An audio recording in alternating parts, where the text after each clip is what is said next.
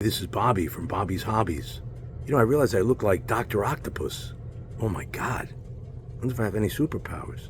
Well, anyway, what are we doing down here? Well, it was a pretty mundane lube repair for a Rivarossi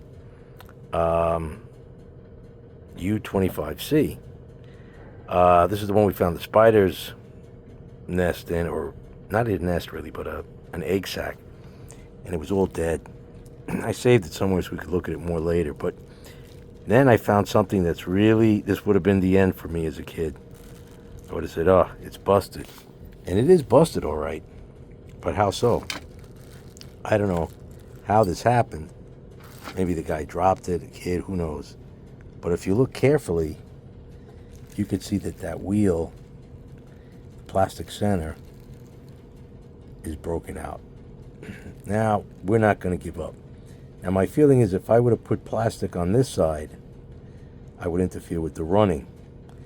If I fill this up on this side, it's just cosmetic. I would say the best way to do it is with epoxy. But I don't have any epoxy handy right now. At least I don't think I do. I think it all dried out. And cyanoacrylic is not enough to make that hole.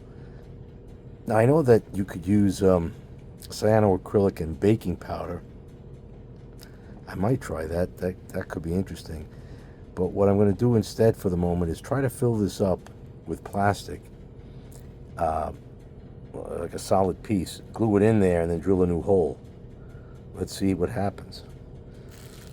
I'll be back and let you know.